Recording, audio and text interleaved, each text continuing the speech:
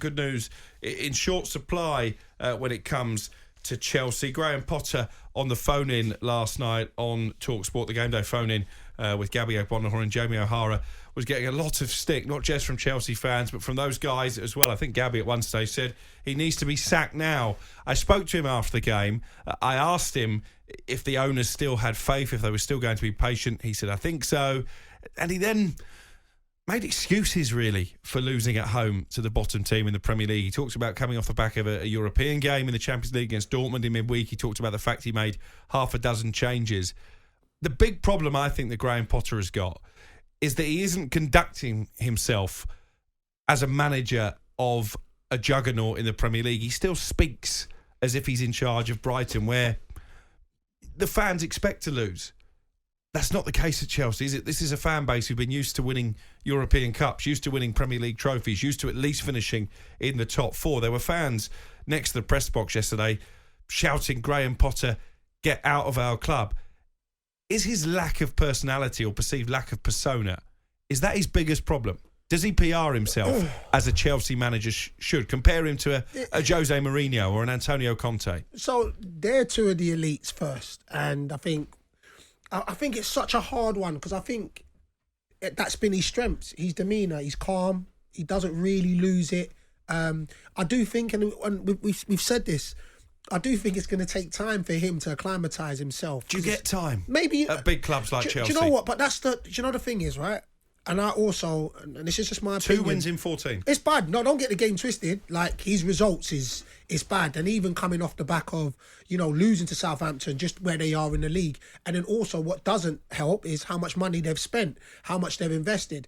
And then, of course, you then ask the question, the one position that you identify that you need, a number 9. For all the money you spent, you didn't go out and get a number 9. That comes down to the manager because it does fall on the manager. So, again, for me, I look at it that he's still got to acclimatise himself. He don't turn to become a bad manager, but you can see that there's a gulf between managing Brighton, no disrespecting Brighton, and managing Chelsea. So he has to then learn and say, well, no, you know what? I still got to back myself.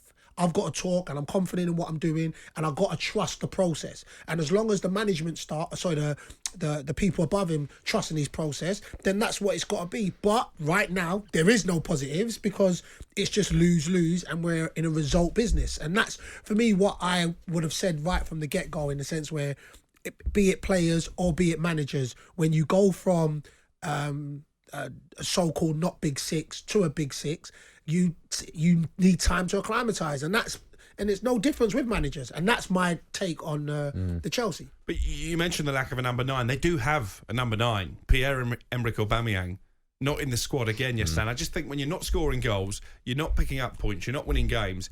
If you leave out your only recognised striker, don't even put him on the bench, you are giving your critics a stick to beat you with. Also, Graham Potter even needs to come out and say, look, actually, me and Aubameyang have had a massive fallout. He's not part of my plans. Yeah, don't keep telling us that he's training well and he's got a future, and then don't pick him in the squad. That for me is where he may needs to understand, because also you don't see what happens during the week, and whatever he feels like he needs to tell you is what he needs to tell you.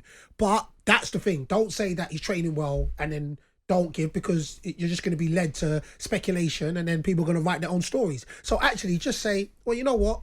Look, it is what it is. He's not getting played right now, and we're going to have to make do with what we got, rather than just saying bits, parts, and people speculating. And then, of course, it only works when you're winning. When it don't, people then start asking questions. Well, he wasn't there yesterday, Aubameyang. There were a lot of players who weren't in the Chelsea squad. Reece James, Hakim Ziyech, Ruben Loftus-Cheek all walked past me in the tunnel in their civilian gear. No sign of Pierre-Emerick Aubameyang. We can only, as Bayo said, speculate that there has been some kind of falling out. Let's hear that exchange. Jamie O'Hara and Gabby O'Bonahor, as they reacted to Graham Potter's interview on the phone in on talkSPORT last night.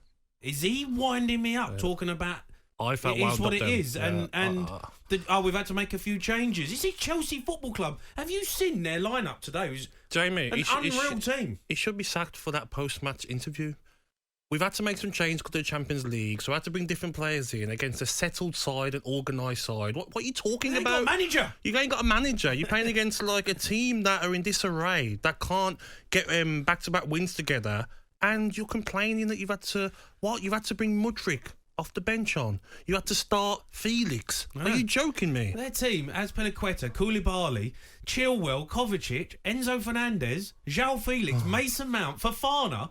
I mean, is he joking? Paul Graham. Is he joking? Yeah, Paul Graham. Poor you, Graham. Wow. Unbelievable. Chelsea fans. Wow. I mean, I can't believe. You know what? If this was Ole Gunnar Solskjaer at Manchester United, there would be riots.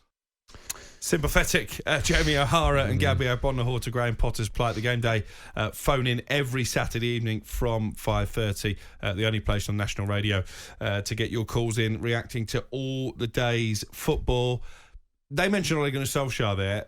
I think Graham Potter at the moment reminds me a little bit more of David Moyes when he went to Manchester United. Yeah, you know what? I don't wish the sack on any manager. I don't think us in here ever do. We never wish the sack. We just give our opinion on what we think's happening. And I gave my opinion last year about Graham Potter.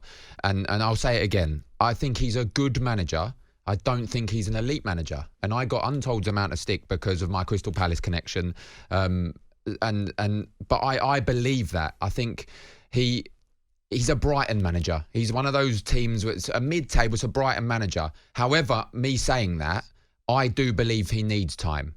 It's not good enough. They're 11 points off top four and they're 11 points off the bottom three. For Chelsea Football Club, that's not good enough. I still believe his rise to where he is now from Ostersund, Swansea to Brighton and now Chelsea, it's the perfect rise. If any manager wants to do it, that's the way they should do it. He's learning his trade. He's gone to the Championship, now in the Premier League, now a Champions League side. So I do believe he needs time. I do believe he'll get time. But I couldn't see it at Brighton, and I can't see it now that he's an elite manager. These XG, which he used, and it pointed a lot at Brighton, these expected goals was high. They should be higher than they are. You can't keep putting on that. You can't keep looking to the XG. He's doing that again. And like you said, Lukaku's on loan. Aubameyang's not in the equation. You've got number 9s at your disposal. You need to use them. I hope he proves me wrong. I said this last year, Crystal Palace connection or not. I hope he proves me wrong to be an elite manager or become an elite manager. I just can't see it. Well, talkSPORT understands that the Chelsea owners are still backing Graham Potter. They're 1-0 down from the first leg of their Champions League last 16 tie against Borussia Dortmund. If they lose that tie, I think surely the pressure is going to be really ramped up.